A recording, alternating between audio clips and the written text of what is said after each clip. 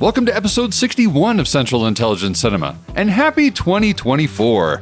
Today we are back to kick off the new year with another Brush Pass review, this time of Val Kilmer's feature acting debut in the 1984 comedy spy movie, Top Secret. But without further ado, take it away, Pierce. Beg your pardon, forgot to knock.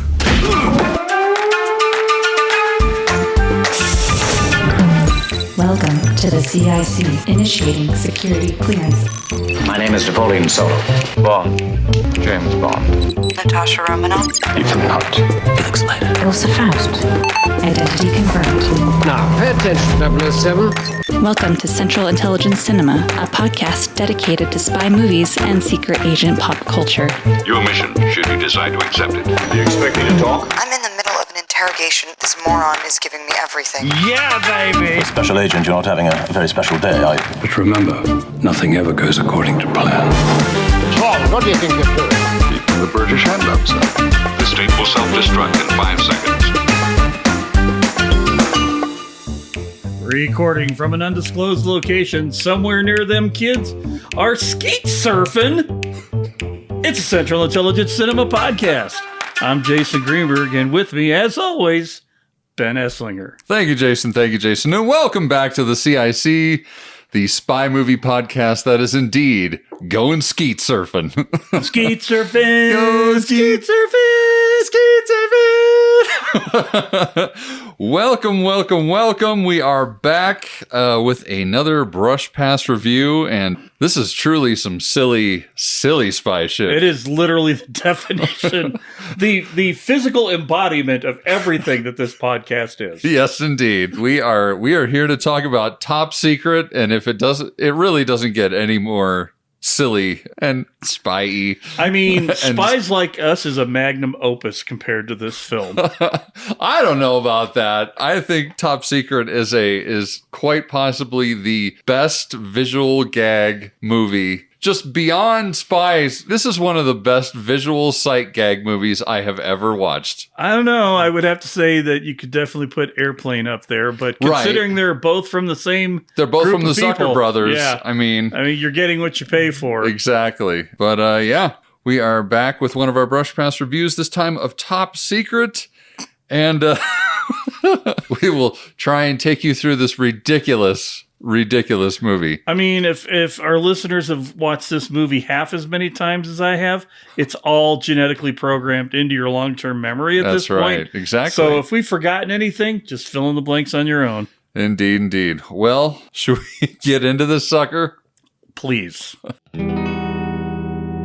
Okay, Top Secret, released in 1984. Just for reference, Octopussy was released the year before this. Written and directed by Jim Abrams, along with the Zucker Brothers, David and Jerry. The trio is most famous for creating Airplane, Police Squad, the Naked Gun movies, Basketball, and Scary Movies 3 through 5. But not 1 and 2. Not 1 and 2. Although they were clearly ripped off. Yes, for sure. Well, they got the money to do 3 through 5, and they were like, well, if we got this kind of money now, let's bring in the real guys to do it. Right. Martin Burke also has a writing credit as well. He did a lot of TV movies mostly. From Wikipedia, I found that key portions of Top Secret are actually parodies of something called the Conspirators, including the street scene with the novelty vendor. So I've never actually even seen the Conspirators. I have never seen it, but this is not unusual. Airplane was basically a parody of 1950s war movie. Basically, I wouldn't say it's a war movie, but most of the themes that are in Airplane are based off of an actual movie, which I cannot remember at this point. See, I thought it was Fahrenheit. No. Whatever that Airplane movie was, the Fahrenheit movie or whatever. No. So it literally follows almost the exact same flight or the exact same plot, right?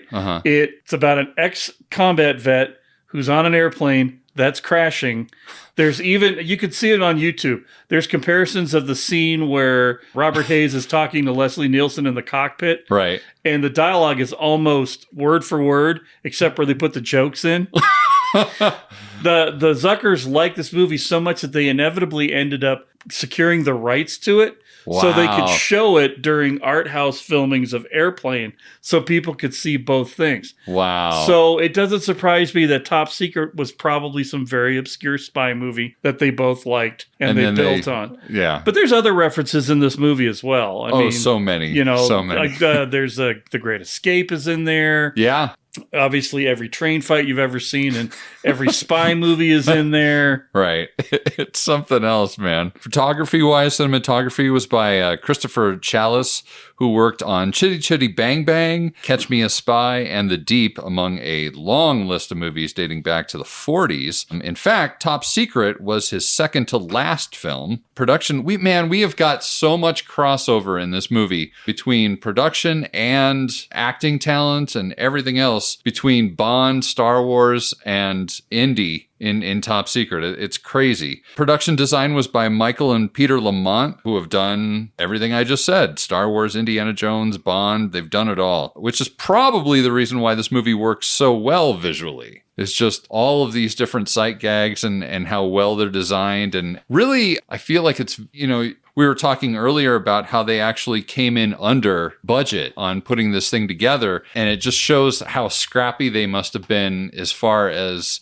putting some of these goofy scenes together and just sort of making do with whatever they can. One got the impression that there weren't a whole lot of takes going on. Oh no, it was like first take and then we're moving on. Right. Other than the sight gags, and actually on some of the sight gags, they probably had to limit what they were doing with some of the effects that were going on in the middle of it. Yeah. But I mean, it doesn't feel like an $8 million movie. No. It doesn't feel like a movie that saved $1 million on its budget and came in at $7 million.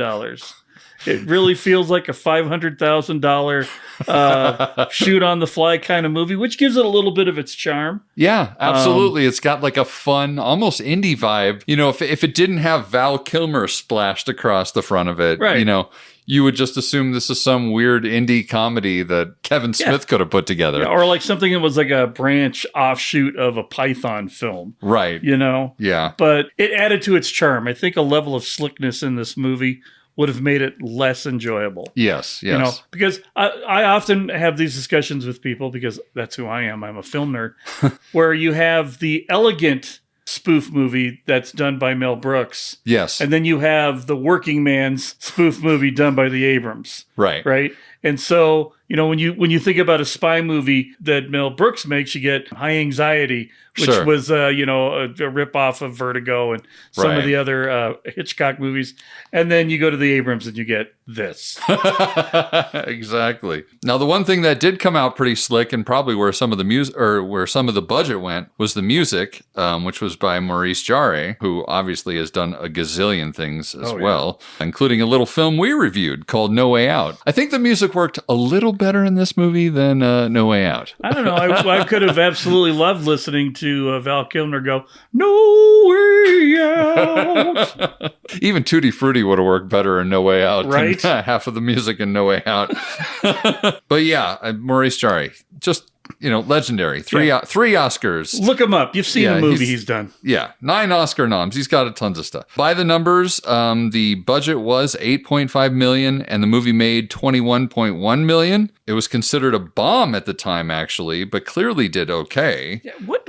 I mean, what measurement is an $8 million movie that makes almost 3 times its budget a bomb? I have no idea. I mean, it launched Val Kilmer's career. It kind of did. I mean, this is pre-Top Gun. Yeah, this was Real Genius. This was his very first feature leading role ever. I don't know if he might have had some like smaller roles prior to that, but if you go to his IMDb, this is his first major feature like leading man role even before Real Genius and all that kind of stuff. So, but yeah, to get into that, Val Kilmer plays Nick Rivers, the American rock star. The rock star. He performs all the songs himself that the character sings in the film, and he does all his own dancing. He's great in this. I love him him in this movie. This movie is the reason why I became such a big fan of Val Kilmer when I was a kid. Yeah, he plays it so earnestly and honestly. Yeah. And there's only one tongue-in-cheek moment with the character, and it's meant to be a tongue-in-cheek moment. Right. When they break the fourth wall. Oh, right. But the rest of it, he never stops being the character, which anybody will tell you the best comedies are people that don't act like they're in a comedy. Right. Yeah. And actually, the Abrams ones are at their best when everybody's playing it straight. Yeah. They do get every one of them gets an occasional fourth wall break. Now, I will say that fourth wall break, though, he delivers this long line during that moment. One continuous shot. Yep. And it was perfect. I don't know how many takes it took for him to nail it, but right. But man, it's really good. And I was watching it going, is he reading cue cards? He wasn't reading cue cards. He was looking directly at the actress. So yeah. I'm not the first guy who fell in love with a girl he met in a restaurant who then turned out to be the daughter of a kidnapped scientist, only to lose her to a childhood lover who she'd last seen on a deserted island and who turned out 15 years later to be the leader of the French underground. I know it. It all sounds like some bad movie. The Abrams kind of tend to lean on some of that stuff. Yeah. Which, everybody knows Leslie Nielsen in Airplane and A Naked Gun plays it straight. Right. Just want you to know, we're all counting on you back there. Exactly. And he says that's the reason why it's so funny. And he's right. And this one, I think if they had not gotten somebody to play the Nick Rivers part that took it 100% seriously. Yeah. It would not have been as entertaining and successful as it ended up being. Yeah. We've got Hilary Flamond is sort of Flamond, played by Lucy Gutteridge. And she's fantastic in it. Sure. Just gorgeous too. Holy cow. And then, we've got a whole cast of really interesting characters in here. We've got Agent Cedric, who we see right from the start. Of all people, Omar Sharif. Omar Sharif doing comedy.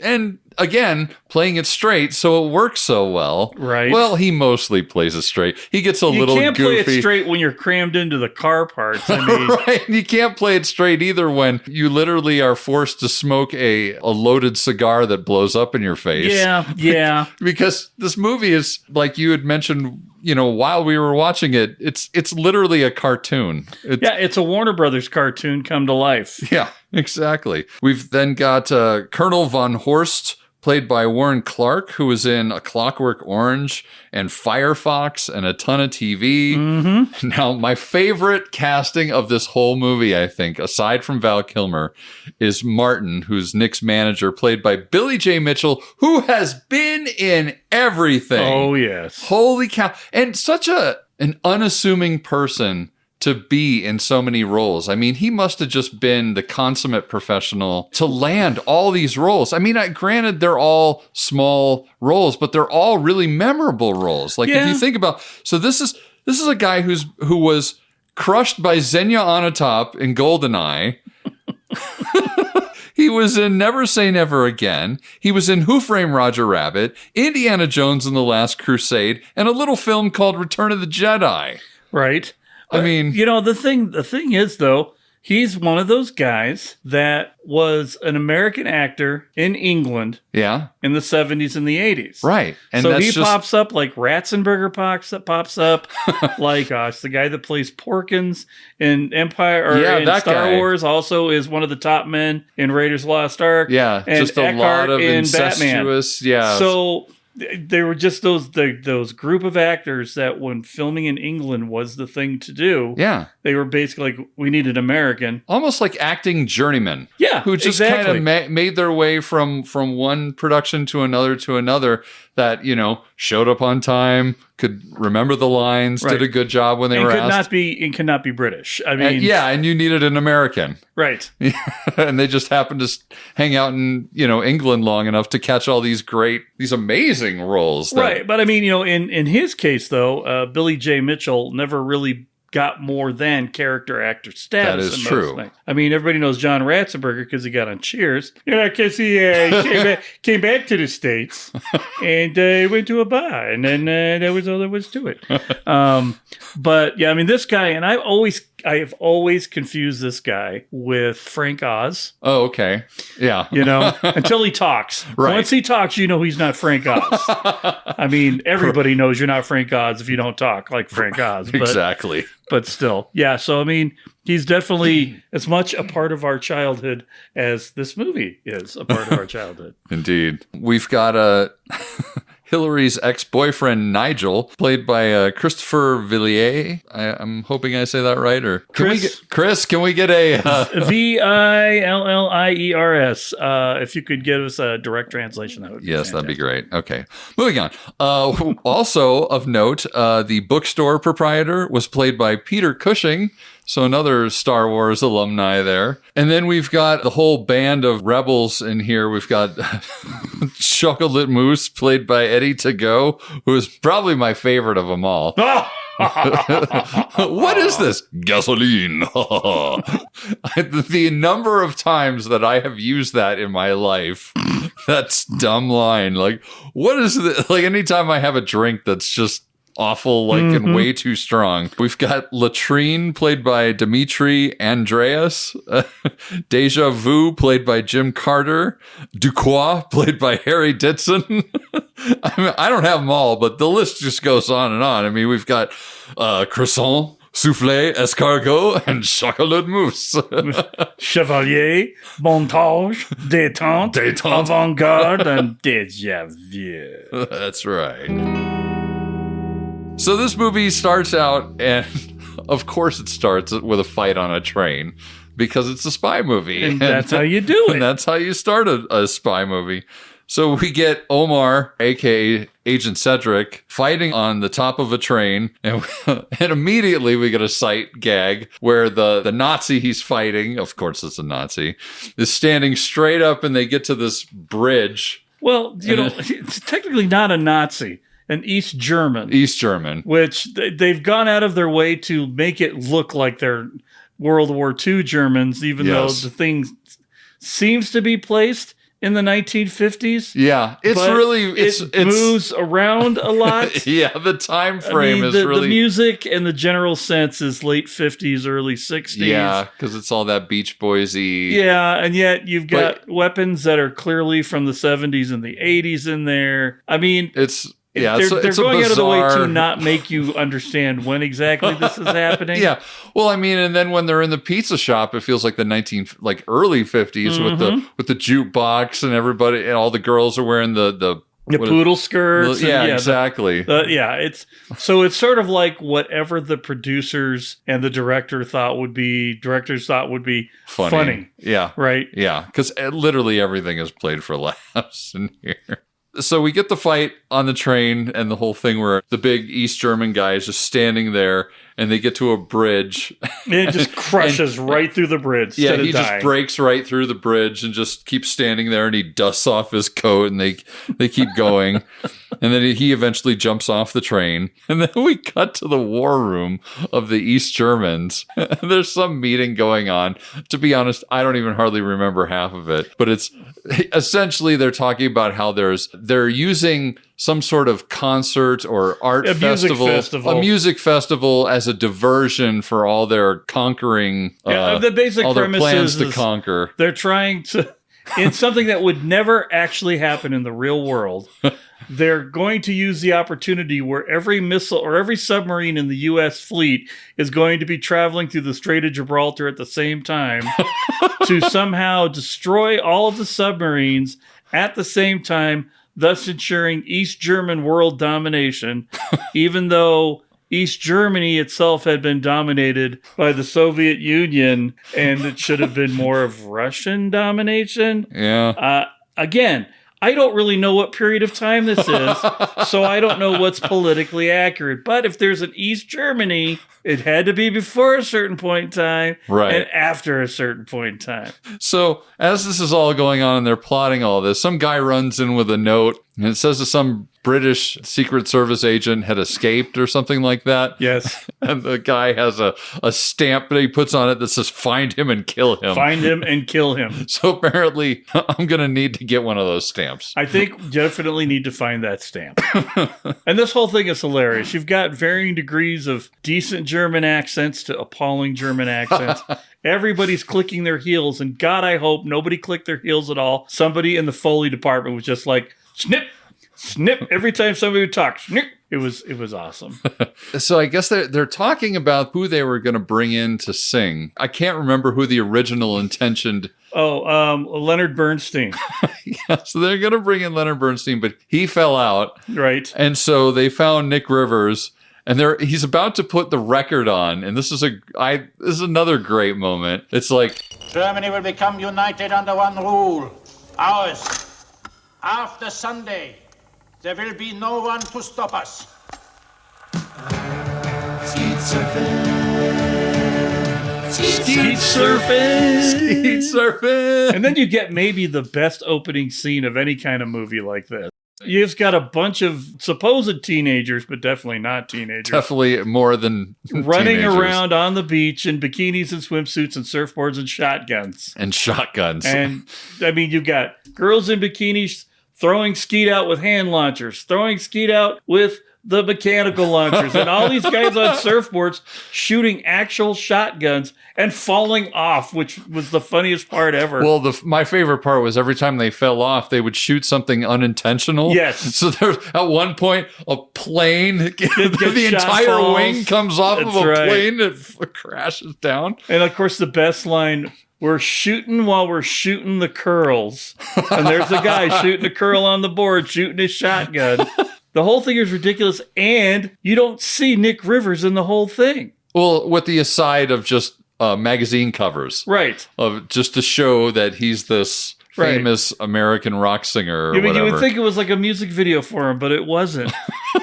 Just a bunch of pretty people running around shooting shotguns on surfboards. And making impressions in the sand with... an Abrams gag supreme. I mean, if it's something that an 11-year-old would think was hilarious, it's probably going to be in that movie. Yeah, pretty much. So then, after we get done with that, I believe at this point, we're now on the train. Nick and his agent are on the train. Nick and his agent are on a train.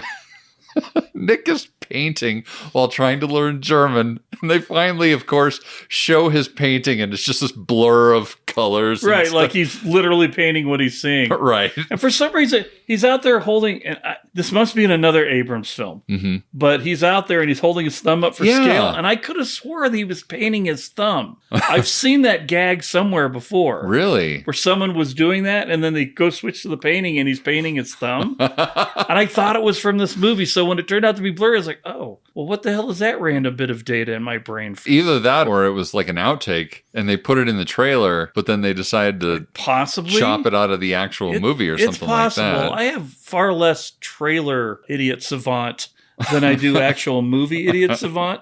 But, I mean, it seems like both could have easily been a joke that fit into that movie. So. Right.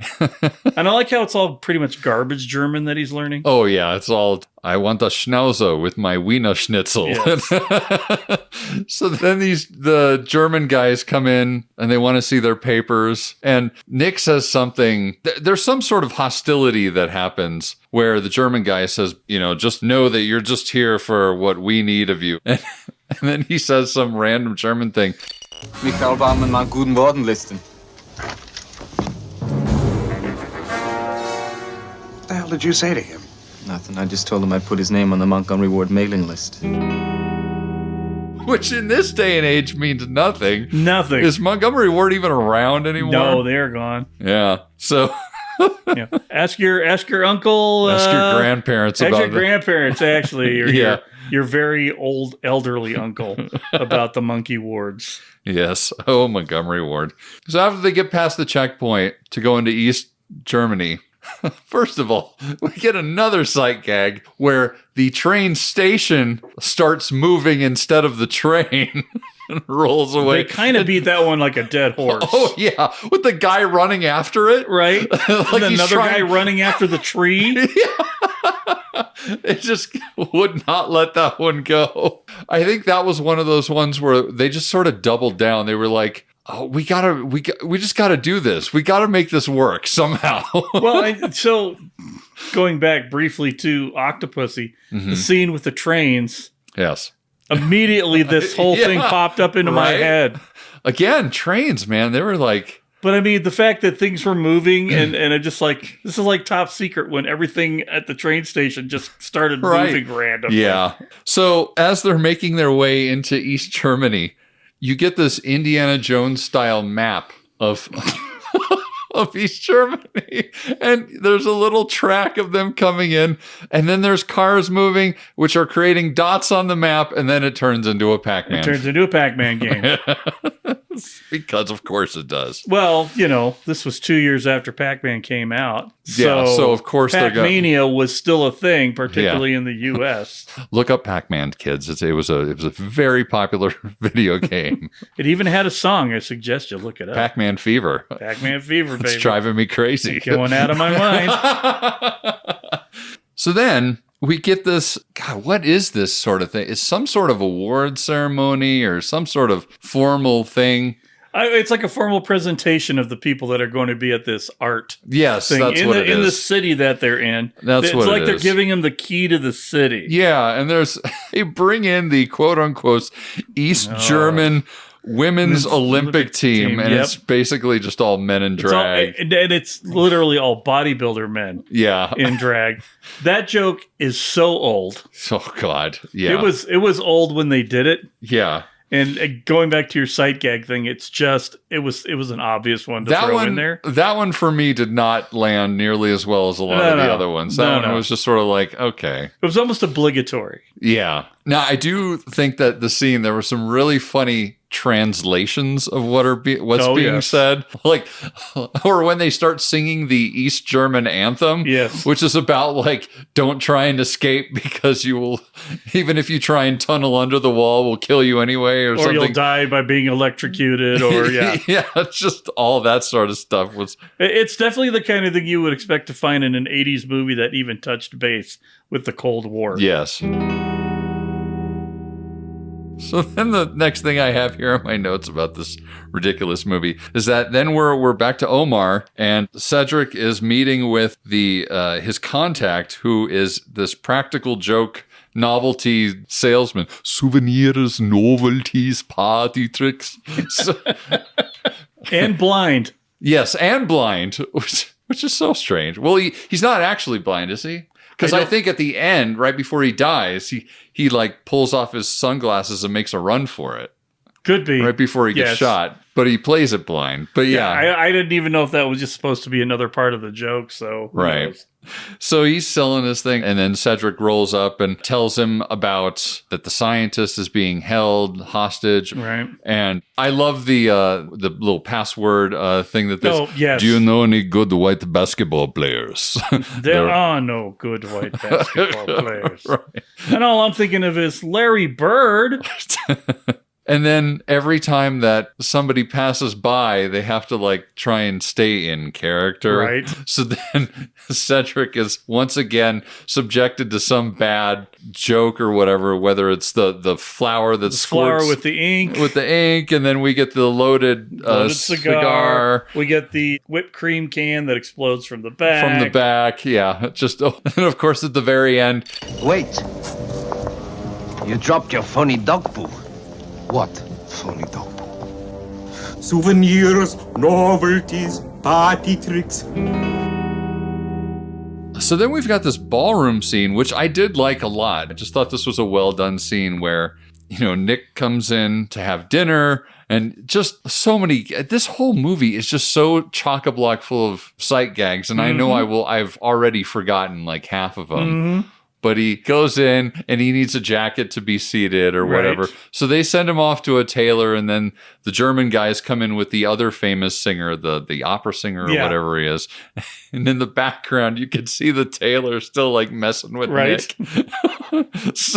So they go, the German guys go sit down, and then, of course, Nick comes out in a perfectly tailored tuxedo. Yeah, buddy. He comes, sits down, he pulls out the note that's from his manager, and you hear the manager's voice. But then his manager comes in with a little... So what you think you're hearing is him reading the note internally in his head. Inner monologue. So you're getting the echoey stuff and everything. And then the manager shows up with the tiny little microphone talking to him and finishing his sentence. Yeah, I'm not feeling so good, Nick. And Nick tells him to go back to his room, and he tells him that he's going, oh, by the way, I ordered that white ripple that we'd heard so much about. White ripple. Which I love later, how it melts the glass. It's so toxic. Starts steaming, and then the glass just disintegrates. And then we get the whole gag about... the maitre d' comes up to the top of the stage and he's like... Well, you're forgetting when Hillary comes in. Oh, yes. Hillary comes in and there's a bit of a scuffle because she's clearly trying to escape the German police. Nick sees her and kind of saves her by saying, oh, she's with me. And is that when we find out what the meaning of her name? Or is that later? I believe that's, because he's like, Hillary, that's an interesting name. Yes. She's like, in German, it means woman whose breasts defy gravity. And he, to Kilmer's credit, completely played it straight. There was no sort of like, yeah, no reaction whatsoever. Just oh, cool. And she's like, well, what is your name? What's your name mean? He's like, oh, well, my dad thought about me when he was shaving. When he was shaving, yeah. Nick.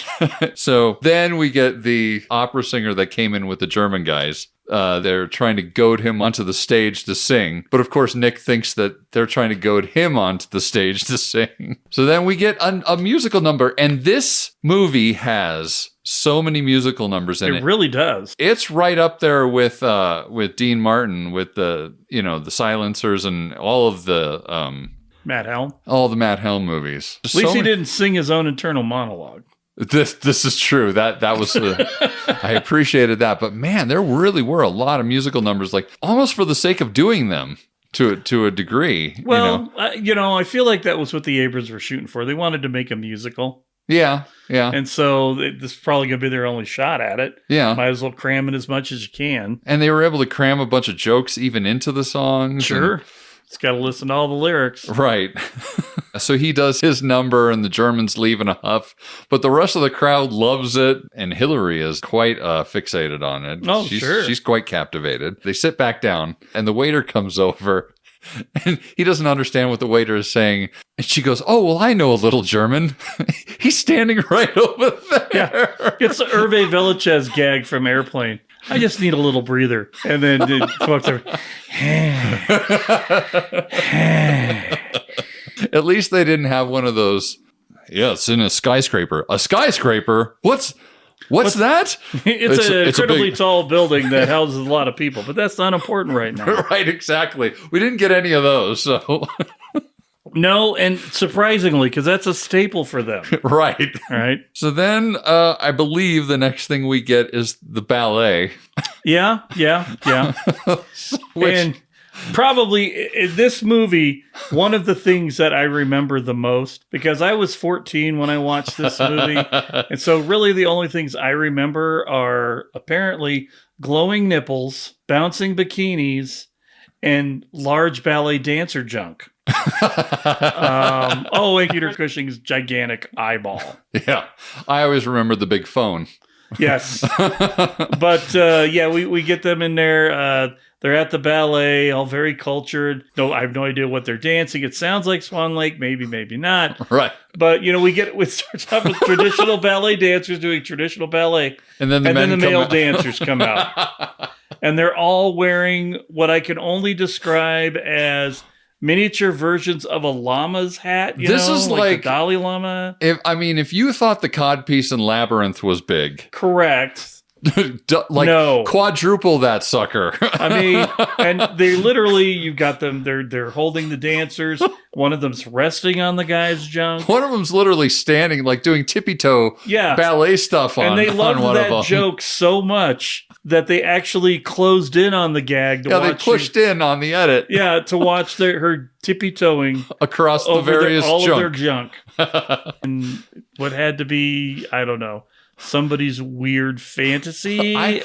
Who knows where that idea came from? I get the joke, but boy, they really beat that one to death. I feel like they do that a lot in this movie, though. They're like, yeah, they take it to the nth degree. Yeah, it's just like, how can we push this so far that it's like, yeah. And then so as we're watching, and this is all interstitial, right? Because it's not part of the scene, it's background. And then the guys come out initially, and the lady that's sitting next to an older lady sitting next to Nick has the opera glasses out, and she looks and she sees all the junk, and she sort of sits back with this whimsical look on her face. And then he borrows them, and he's looking, and he sees Hillary over there across from him in a different box. And she's getting into an argument with a very German-looking person who pulls out a gun. Who I've seen in something before, and I can't place him. I don't know. He looked familiar to me, too. You know who he kind of looked like was... Do you remember the show V? Yeah. The Alien V show in the 80s? He kind of looked like the leader of the lizard people. He's definitely not that guy. He's definitely an American actor, done a lot of stuff like that. All right. He did bear a resemblance to him. Yeah. So, yeah, I think she's in some sort of tussle with him, and Nick immediately gets up to go help. To go rescue her, yeah. Yeah.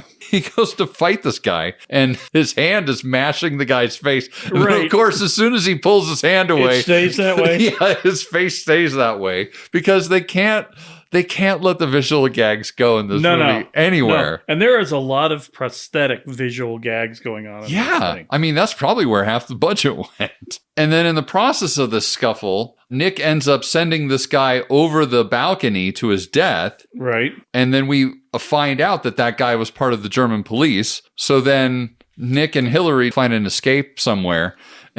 And they pass by the janitor's closet, and they open up the door, and guess what? There's a janitor. The janitor is standing there inside the janitor's closet, because that's where they keep the janitor, not the janitor's stuff. And then, of course, they go into the prop room, which and is filled with propellers. Propellers, of course. So then they're in this propeller room, or prop room. The prop room. And Nick tells Hillary to go out the window and leave him, and he'll deal with the police because, he's Nick, and he can, he's an American rock star, and I can handle these German police. And so she heads out, and then he gets arrested and, of course, goes to jail, which yet another gag where they show him in jail, and he's making hash marks on the wall. Like he's been there for days. And finally his manager comes in. He's like, I've been here for nearly 20 minutes. Well, and then they go even worse on this one. Right. Because he's telling Nick, I'm doing all I can. I've talked to our ambassador, the UN ambassador, all these other things. And I just can't find a way to bring my wife to orgasm. And then they bring in the most bizarre thing of all. The anal intruder. Right. He's like, why don't you try this? Pulls it out from under his cot in the jail cell. Yeah. This giant gun with several attachments, especially including the giant rubber fist. Right. And his manager seems overjoyed by this. As he's trying things out on it. Right. Putting this attachment on, putting that attachment on, all while still having a conversation with Nick. Right. So then, I think Martin has to go away at this point. I guess he's going to try to talk to more people to try and get Nick out or something. He's like, well, at the very least, they're going to have to let you out for this concert or whatever. Right. So... let's make no mistake. He was leaving to go use the anal intruder. Oh, for sure. That was what they were clearly conveying in this entire scene. Indeed. And it would ultimately come back to haunt him later. When he didn't realize the change in voltage in Europe. Well, it took them 2 hours alone just to get the smile off of his face. I find it very interesting that that's how he met his end in this movie. And in GoldenEye, they couldn't get the smile off his face. It had to be a callback. That had to have been the idea behind. Had to have been. So you have to appreciate that level from somebody. Yeah. Maybe Michael G. was like, I like that Top Secret movie. I know exactly what I'm doing right here. But again... it's really funny that Martin's like, I'm sure that they'll let you out, but immediately they cut to a priest being and then a priest being in Nick's jail cell, reading him last rites, supposedly, but actually just throwing out Latin words at random. Just random. Sunum, ixne, anye, ude, ambade, ekge. Some big Latin in there on top of everything else. And it reminded me of the scene from Johnny Dangerously, which was very similar. Oh, okay. Where he's getting led to the chair and he's getting ready to be broken out, and the guy playing the priest is one of his men. And he's all like, anti-meridian, Uncle Meridian, and all the little Meridians. I mean, it's almost like they pulled it right off of that. And then, of course, they do the switch where instead you see a silhouette on the wall of the electric chair, and they turn it on. But of course, the priest gets killed. The priest gets killed, and they're just using that to try and scare Nick into telling them all that he knows, which he doesn't really know anything. Right. So then they send him back to his cell, and he's really mad. And of course, in his jail cell, there just happens to be a crowbar, right, which allows him to get into these air vents. Which then we play this goofy game where his head sticks out of literally every orifice of this jail cell. It's the Scooby-Doo chasing the monster scene, you know. It really is. Shaggy goes in the door at the far end of the hall and left, comes out at the one right closer to the camera at the right. Right. And apparently there's a picture of Cher that's just tacked to the wall that apparently Val Kilmer was dating her at the time. Are you serious? Yeah. Really? Yeah. And Val Kilmer dated Cher? Who didn't date Cher? I was not aware of this. Apparently so. Apparently so. I mean, IMDb says it, so it must be true. That's sure. But yeah, it's just that random picture, and I'm like, who is that in there? Wow. You can't really tell. So far away, and it's sadly a not 4K restoration. No. That's currently available on the platform of our choice. So definitely could have been Cher now, and I know this. Yeah. But the crowbar thing is funnier, to be honest, than any Cher picture would be. But so then he finds the one pathway in this labyrinth of air passages or whatever that leads him down to the science lab where they are keeping Dr. Flamond, played by Alfred. Played by Alfred from 1989 Batman. Yeah, from the Michael Keaton Batman. Yep. Michael Goff. Goff. I do not know how you pronounce his last name. So it's like a G-O-U-G-H. Okay, yeah. I'm going to say... I would say Goff. Or maybe Go. Perhaps someone can help Chris. with that. Chris, anybody really. Anybody who would like to give us a clarification on that one? Because the one thing that IMDb lacks is a pronunciation thing, where they just give the little breakdown of how to pronounce it phonetically. That would be really helpful for folks like us. Yeah, it would be fantastic. But he goes into the whole, basically the MacGuffin of the movie. You know, he's a scientist that's been kidnapped. And to create the Polaris mine. The Polaris mine, which is more or less a giant magnet. A giant magnetic mine that's so powerful that it will attach itself to all of these submarines coming through the Strait of Gibraltar and destroy them all. And then, of course, Nick accidentally turns it on, and this giant submarine comes flying through the wall. But the best gag in that whole scene, though, is like the Germans show up, point the guns, Nick puts his hands up, Flamand puts his hands up, and then you see the hatch of the submarine fly up, and the submarine captain comes out and puts his hands up. I do like the sight gag, too, where the doctor is like, I had almost finished creating my tunnel, and you look in, and it's like the Eisenhower tunnel, or like... I think it's like the Lincoln Tunnel. In New York, but I know it's got a New Jersey exit, so I don't know. Right. But yeah, that comes later on. But oh, that's right. That's when they come back to rescue. Yeah, they come back to rescue. That's right. But yeah, it's still funny. And then your lovely wife pointed out that you could see the pile of dirt under the bed that he was taking with the spoon, right, and putting it on there. Yeah, because when he first slides in, you just see the hand come out with the spoonful of dirt, right. So after the German guards come back in, he's then sent to be executed. Right. But then the head of the Germans or whatever, he gets a phone call to stop the execution. Yeah. And so he tells the other guy to call the execution off. So then the phone's ringing. They just put a phone on a pedestal outside, right next to the firing squad. Exactly. Who are all doing like drills. Right. Rather than shooting anything. The old lady with the walker is trying to get to the phone as it's ringing.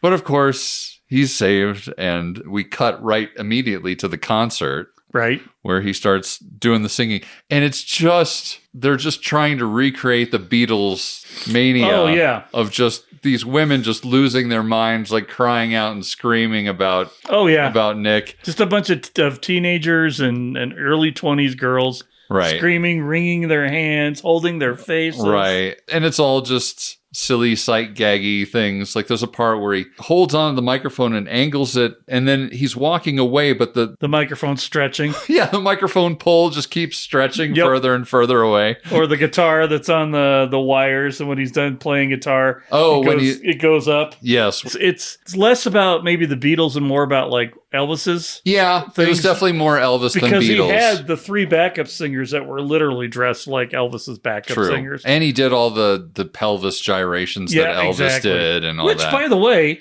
Quite good. And quite accurate. And, you know, we kind of passed over on it while we were in the ballroom, but the first thing he does when he meets Hillary is they start dancing on the floor, and they're doing sort of a starting at a waltz, but then they go into this weird sort of clappity-clap twist, Pee Wee Herman up and jumping down thing. And the girls, they all fill their cheeks with air, and the men like poke to But I mean, he carried it off so well. Yeah, his dancing in it is spot on and just like perfect Elvis impersonation. Yeah, so I mean, frankly. you've got to give kudos to him for being that physical committed and committed to it. Yeah, for sure. Oh, he brings the girl on stage.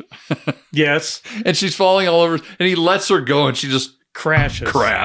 And that girl had to be like 13 or 14. Really young. Which I'm like, is this sort of an indictment against Elvis marrying his 14-year-old, you know, could have been. Priscilla Presley? Could have been one of those. Or the Jerry Lee Lewis thing, marrying his cousin that was 14. Could have been a subtle jab. The Abrams, maybe twice in a movie, will hit something at a level that goes beyond the shenanigans they're doing. Right. But you have to look for it. Yeah. And that might have definitely been it. And I feel like she was so clearly too young to be up there. Way too young. Compared to all of the other girls that were in the audience. Or like the woman that was clearly like probably late 20s who like licked her lips at him. Oh, yeah. That ingenue thing that was going on there. So maybe that was one of the. I'm just saying.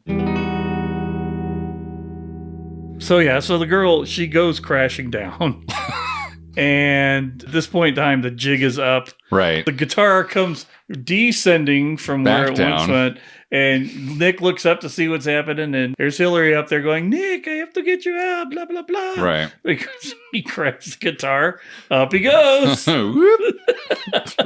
And away they go to. Now, you had to explain this joke to me because I was not aware that Swedish bookstore was code for an adult store. Yes. But that's where they go next. Correct. That's where the Resistance's contact is. You know, that resistance that they had in East Germany. Sure. During the Cold War.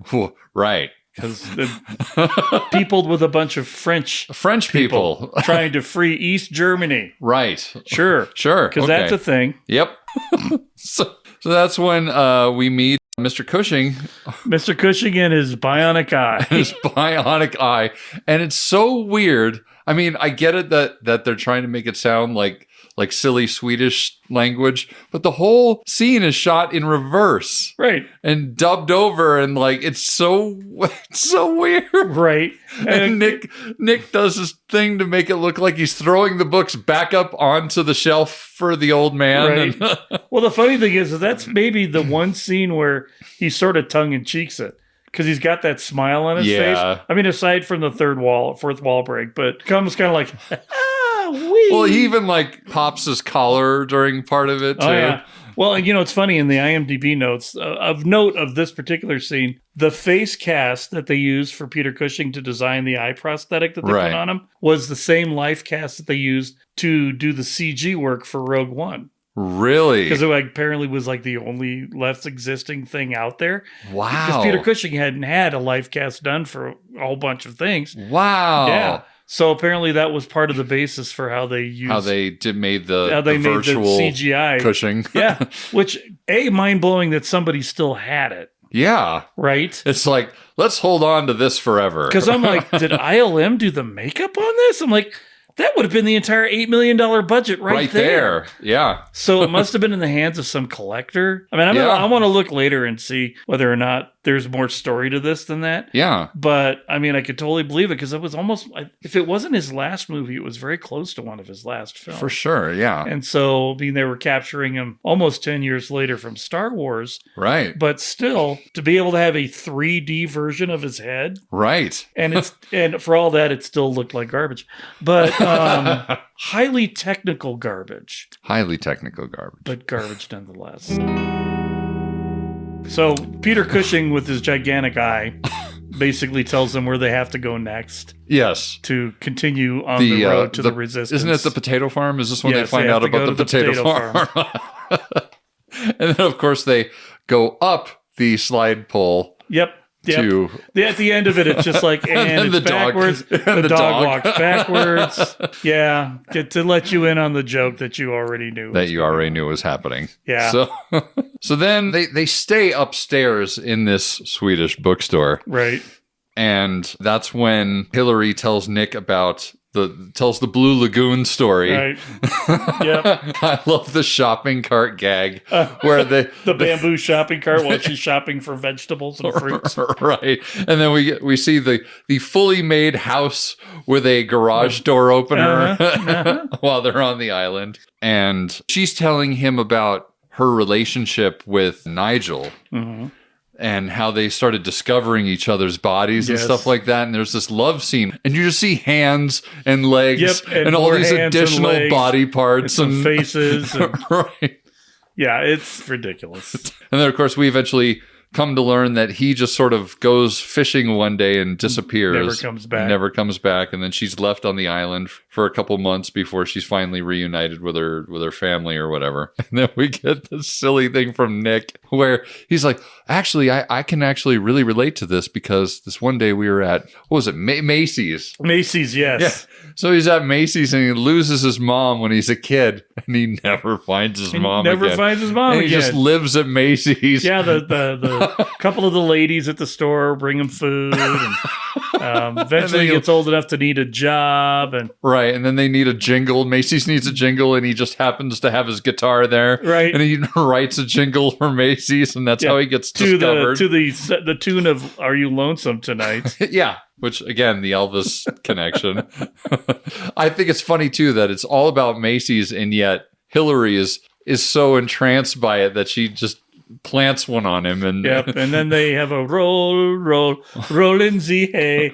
Literally, we watch, the camera pans off to a fireplace, and then you see them drop in front of the fireplace and start rolling around while they're kissing, and they roll past a second fireplace, yeah. So then we cut to the next day, and there's like a horse carriage coming down the road, and somebody's singing, and you assume it's the guy, handling the horse, but no. It's the horse. It's the horse singing. Very Mr. Ed style. Yes. Nick and Hillary get out of the back, and the horse starts coughing, and then we get that terrible joke of, oh, he's just a little horse.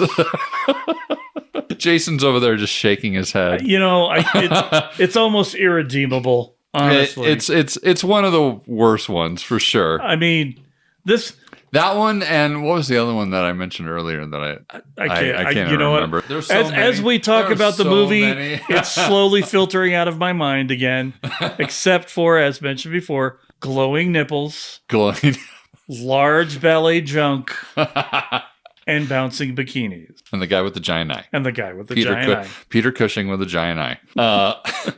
So off goes the horse, clippity clop, singing la la la la la la la.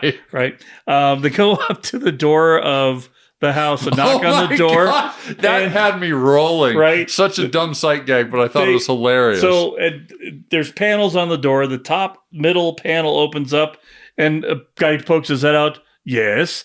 And Kilmer's like, is this the potato farm? Yes, I am Alphonse Potato. We're here with the Resistance. And then the thing closes, the door opens up, and it's this tiny little man who's much shorter than the door. It killed me. But yeah, they end up going into the house, and that's when we meet the entire Resistance. And shall we? Let's see. We have Chevalier, Montage, Détente, Avant-Garde, Déjà Vu. Have we met monsieur? I don't think so. And over there, croissant, soufflé, escargot, and chocolat mousse. Hello. And of course, this is where we find out that Nigel is still alive. And is the leader of the resistance. And we find this out because he comes out with his curly, Blue stupid, Lagoon stupid Blue Lagoon curly hair, a bone necklace, and a loincloth, all oiled up and muscly. And Hillary's all like, well, hello, nurse. Right. She comes over, starts measuring with his a tape biceps. measure. And then she comes out of frame and comes up from the frame with the tape measure at something like 8.5 inches. And she's just sort of like, well, hello. Which I'm like, wouldn't she know that already? Right? Maybe she's just making sure it was actually Nigel. Perhaps that could be it. That is probably accurate. You really are Nigel, right? So she appears to be incredibly infatuated with him, and of course Nick is very jealous because they just shared their little roll and say hey. Indeed. And so this is where Nigel starts to explain everything that's going on, what the resistance is trying to do. Right. Introduces all of the generically French term things that American people will recognize, name people, and then basically says, we've got things we got to do. Goes off of the thing, and that gets us to the whole Nick and Hillary alone scene. And that's when we get that brilliant just one long continuous, I'm just a boy who met a girl doing the thing with the thing and the thing. And she turns around and she's all like it's out of some sort of bad movie. And then they just and it's funny because Kilmer's just he's doing the slow burn. And he barely looks at camera, right? Where she goes right to camera. Right at it. Right to camera. And so I think at that point, the Germans find them. Yes, we get the shootout. We get the most ridiculous shootout. Oh my God. The grenade that comes in. The guy jumps on the grenade. No. But you have to forget, you got to bring latrine in first. Yes, because latrine comes in during every because he's basically exposition. Right. He's just there to tell you. But he's like every scene he gets more wounded. There's more blood and bandages on the guy. Right. But every time he goes latrine, and then he explains that the Germans have found them. That prompts the gunshots. Right. And then it's just like something out of an old Western movie. People busting windows. And then Nick is playing tic-tac-toe. At one point in time. He busted the machine gun's making X. Right. Or the one guy that can't seem to break any of the windows no matter what he uses to break through. Gets a sledgehammer, breaks the sledgehammer. And it's then silly. And then Chocolate Mousse picks up the cannon. To the cannon. Yeah. But then the Germans bust into the resistances or the potato farm, I guess, for lack of a better term. And you see the Chocolate Mousse actor, he's all moving the gun around at different angles. Yes, and all these Germans that are fighting the resistance guys all fall to the ground. But all the resistance members are fine. They're fine, yeah. Yeah, he's just like, wow. And then they're like, nice shooting. And then another... some random guy just comes in, my man, high five, and off they go. A little stereotypical, admittedly, but... I mean, it was definitely in the vein of... Excuse me, miss, I speak jive. Yes. Very much on brand for the Abrams, though. Yes. So then we cut to that pizza joint. Right. Where they've agreed to meet at this pizza joint later before the Germans attack. And I just love, there's this moment where, I can't remember even if it's before or after Nick does yet another musical number to prove that he's not Mel Torme. Well, yeah, there's this whole thing going around because... The carrier pigeon shows up. Oh, yeah. First, they accuse the carrier pigeon of being the traitor. Yeah. But Nigel's like, someone here in this table must be the traitor. And they all start he kind of tries to turn it towards Nick because nobody knows that he's actually Nick. Right? And he's like, because what happened was two German girls come up that are dressed up. They recognize him. They recognize him. Are you Nick Rivers? And he's like, no, I'm Mel Torme. Yeah. And, how do we know he's not Mel Torme? Right. So he takes a coin, throws it in the jukebox, and starts singing his song. Yes. In there. And then everybody gets up and starts sock hop dancing. Right. but it starts getting ridiculous. Well, and it's really funny, too, that the whole song is about straightening the rug, and he's literally dancing on all the rugs throughout the entire pizza joint. And in turn, getting to do breakdancing on one of the rugs where he drills a hole into the floor Bugs Bunny style. That's so absurd. Right. Where he literally does dancing in the ceiling, Lionel Richie styles. Yeah, jumps on a rug that's on the wall, does a backflip. But it's funny because he drills that hole down, then he comes in back through the front door and keeps right on singing. Yeah, just like nothing happened. Nothing happened. That's so, yeah. And it's funny, there's that scene when they're talking, though, and they show him in the background, and those kids are eating the pizza. Yeah, he's talking to Hillary, and she's trying to convince him to stay or whatever. Right. And these people are pulling the cheese off this pizza, like stretching it like 6 feet away from where the actual pizza's sitting on the table. It's just so dumb. So... Well, Nick pretty much convinced them he is who he says he is. Yeah, through his song and dance. Because Mr. Farmer Potato says, he's definitely not Mel Torme. That's right. So from there, somehow he's convinced. I don't even know anymore. You know what? It's so silly. It is. There's so much going on in this movie half the time. I'm just like barely holding on to the plot. Right. But so he agrees to help out, and then they're going to parachute down to the prison to break out Hillary's dad, the doctor. Dr. Flamond. And so they're parachuting out of this plane, and we get this extremely Looney Tunes moment where so Looney Tunes. Where Nick and Hillary are still discussing the whole issue of the fact that Nigel is suddenly back, and now she's going to be with him instead of Nick. But that she still loves Nick. Right, but that she still loves... But she has to support Nigel because of what he's doing. It's such a good thing. But then she ends up kissing him, and then, of course, the big dramatic music comes in, and then, of course, there's a fireplace with a parachute. But there's so much subtlety in this particular gag. Because, like, Nick is falling faster than she is. Yeah, so and then she calls his name and he comes back up, Bugs Bunny style.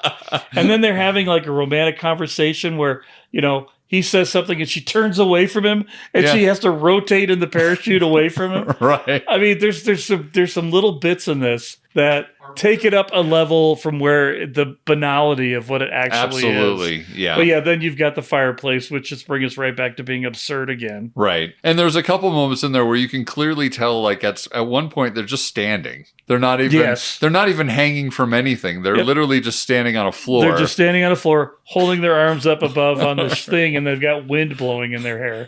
So then they land, and Nigel and the other guy, I forget who the other resistance member is. Who get in the... Duquois. Oh, but first, we get the overly elaborate miniature of the plan on the dirt. Well, it starts off looking like he's like, so here's the plan. Right, he takes a stick and he drives over and you see some model trees and you see a model fence, or then you see a model cow, because the plan is to impersonate a cow with a cow suit and make their way through so that they can deactivate the electric fence so the others can get through. Then there's a herd of cows with little German soldiers. And then it's literally a miniature of the castle they're getting ready to break into. Which I feel like that ended up in a Hot Shots. And I feel like I've seen something like that in Austin Powers as well. It could be. And then before they even get down there, we see Nigel look through his binoculars and they see the cows and the cows. So you get the silhouette of the binoculars. Yeah, the old trope. The old trope where it's like black around it. But then you see the cows literally jump through or over the black circles. The black circles to enter the frame. It's just, they never stop.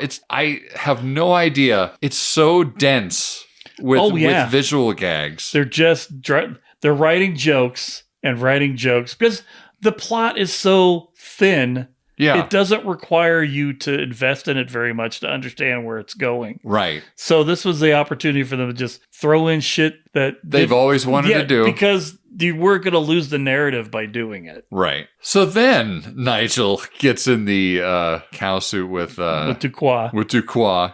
And he insists on being in the back. And he's like, fine, be a horse's ass. Right. So they get into the cow suit, which has boots on for some reason. Well, and they replace it with an actual cow. Yeah.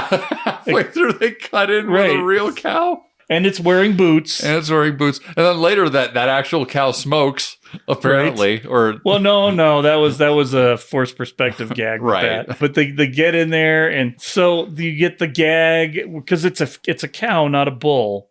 Right. So it's got udders, and you get the gag where a little baby cow comes over to get some baby cow milk, and you got Nigel in the back. Why are we in such a rush? We could wait a minute.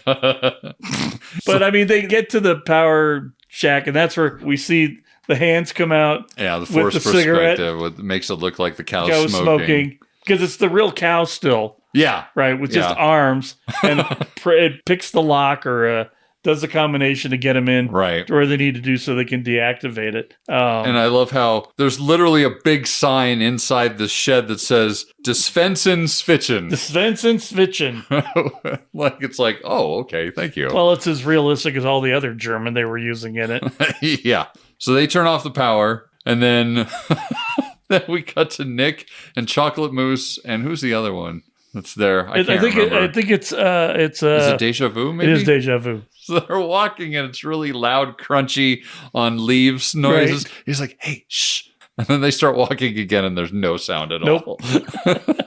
So then they cut through the fence, and no CO2 laser. No CO2 laser for them. Just good old fashioned wire cutters. That's right. And that's, I believe, when we cut to the war room, and that's when we get the giant phone gag. The phone's ringing, and they do that forced perspective thing, which is really, the way they set that up is done so well. Oh, yeah, it's a great shot. And I forget what that kind of shot is, where everything is in focus no matter where it is. But the German guy comes over, and he's never out of focus, and he just picks up this giant phone to talk. I forget... This is when things just start mushing in my brain. Yeah, at this point, you're waiting for the movie to be over. Yeah, you're just like, well, what more could possibly happen in this movie? But that's when we cut back to the outside of the jail, and Nigel wants to turn the power back on. Right. And Duquois like, well, I'm not going to do that. Do it. And he's like, well, this gun in your back says you will. And that's when we find out that Nigel's the traitor. Right. Yeah, so then they go rescue Flamand. Dr. Flamand. Who's already trying to rescue himself, as we've already stated. Yes. He was building his, That's only one day away from finishing my tunnel. I think they escape on foot, and then they're pursued by the Germans who first were driving around in circles. Right.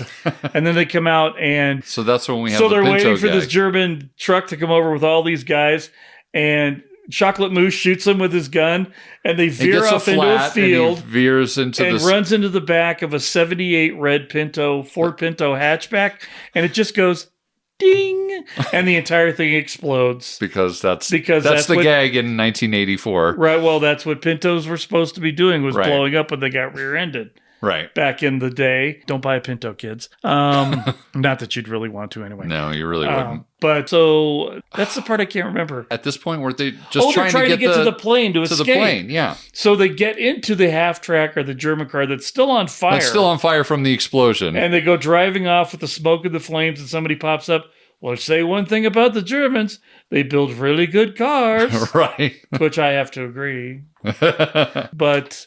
So they get to... Hillary was waiting at the truck to take them to the airfield. That's what it is. That's exactly what it is. Take them to the airfield. Nigel shows up on his own because he's gotten rid of everybody else. Oh, and we forgot the whole gag about how the bull comes over. Oh, did we forget that? Or did I just not mention that? Tried to not remember that or something. I don't know. Well, needless to say, during the gag, a bull does to the rear end of a cow what a bull does to the rear end of a cow.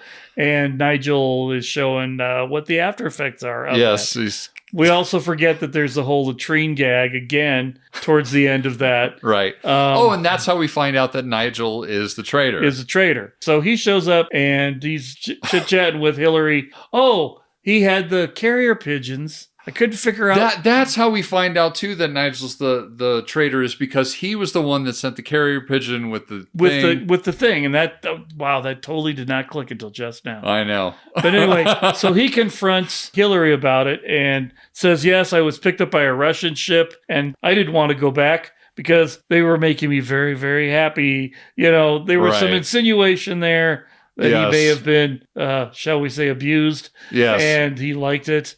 And they taught him about Marxism and capital or communism. Right. And he became a dyed-in-the-wool, true-eyed, whatever, blah, blah, blah. Blah, blah, blah. Nigel kidnaps Hillary in the Mercedes truck. That's right, because Nick has the motorcycle. He gets the motorcycle to do the great escape thing where he literally does. He's dressed almost exactly like Steve McQueen, riding almost the exact same motorcycle, jumps over a barbed wire fence like he does in the great escape. And then he looks at you, winks at the camera, and then jumps over 6 buses. Yeah, like Evel Knievel style. Like Evel Knievel style. So yeah, he's running, he catches up with the truck. And then we get kind of an Indiana Jones. Well, the funny thing is, he's standing on his motorcycle, which is somehow now accelerating itself without his hands on it. Right. But he does a surfing move. Because he's a skeet surfer. That's right. Once a skeet surfer, always a skeet surfer. And then he starts getting into a ridiculous punching match on the outside of the truck with Nigel, who's driving. Right. I just like the moment where they cut to the radio and they're fighting over what station to dial get. and hitting the push button to get to the auto select. Right. And then there's, he's grabbing him by the nose. And, right. And it's so ridiculous. But the two of them end up going over a bridge and into the water. Right. And that's when we get the most truly Looney Tunes moment of all, where they're fighting underwater and they just happen to be in this old style Western saloon. Yeah, it turns into a Western saloon. Right. So you've got punches and air blowing out with each one of the punches. You get a chair. He's winding up his arm to punch him and then punching him with the reverse arm. They got cowboys hiding under the table. They're playing poker on. The bartender hits Nigel over the head with a bottle. Right. And it all looked like it was being done practically. It does. I have to think it was. I mean... Well, I think you could... It absolutely is. The hair is moving like it should be. Yeah. They're breathing out air like they were taking hits off of a regulator. And they're cutting... The amount of cutting would suggest that they really did this. Right. And this is 84. There's no such thing as CGI. Right. So they're underwater doing this in a tank, I guarantee. Which is pretty commendable. Yeah, and as dumb as it is, the scene plays out really well. Oh, absolutely. Because of that level of commitment to it. Right. But I guarantee that scene was 1/8 of the budget of this movie. Probably. Because that had to take days to shoot that scene. Yeah. That was probably a long shoot just to get that scene. So is this where Nick kills him, basically? I think he just knocks him out. Okay. And then, he started with the grabs a cowboy hat, gives her the finger guns, and walks out the flappy doors. Right. But then next time you see him, he's walking out of the water to the kind of like Bo Derek-y slow motion thing as he comes out. Right. And that's when we get Jason's most memorable moment of the whole film. Headlights, honk honk. So bad. Which is funny because stuck in my 14-year-old brain. Yeah, then they're at the airplane, and the doctor is kind of worried that Nick and Hillary aren't going to show up, and then, of course, they show up on the motorcycle. Yep. And then there's this very brief but not very believable moment where Nick has to convince her to come to the States with him. And while this is all going on in the background, the Resistance guys are playing darts. Yeah, playing darts on the target symbol on the British airplane that's back there. Right. And then that's it. That's literally it. You get the end away from Casablanca, and that's the end of the movie. That is the end of the movie. Short and sweet. And 91 minutes. It's very possible this review may actually be longer than the movie. It's quite possible, which our reputation precedes us. And then some. And then some. But what about you, tens of listeners? What did you think of the movie? Did you watch it at all? Did you watch it at all? Have you ever seen Top Secret? Should you see Top Secret? I think you should. I think everybody should see Top Secret once. I don't know if you should see it 11 times. I think if you're a teenage boy, you should watch this multiple times. Absolutely. Because you will love it. Especially if it's on cable and there's nothing else to watch. That's right. But let us know what you think. Please get in touch. If there's one thing that we consistently beat you over the head with is how much we like listener interaction. So please get in touch with us either at email at cicdeaddrop@gmail.com, on Instagram at Central Intelligence Cinema separated by underscores, or on Twitter at CIC SpyPod, and many other social medias, all of which I have links to at the bottom of the show description of every single episode we've ever put out. And also, hey, if you're enjoying the podcast, If you're having a lovely post-holiday sit or walk with your dog as you're listening to us, why not take a brief moment and go to where you can give a glowing, sparkling 5-star review, whether it's Apple Podcasts, Spotify, or wherever you get your podcast, because that helps us show up when people search for silly things like us. Silly spy shit. Silly spy shit, indeed. But any last thoughts, Jason? Glad we don't have to watch that one again. Well, with that, I'm Ben. And I'm Jason. And the CIC will return with more missions, more martinis, and more mayhem. And more merde. And more merde.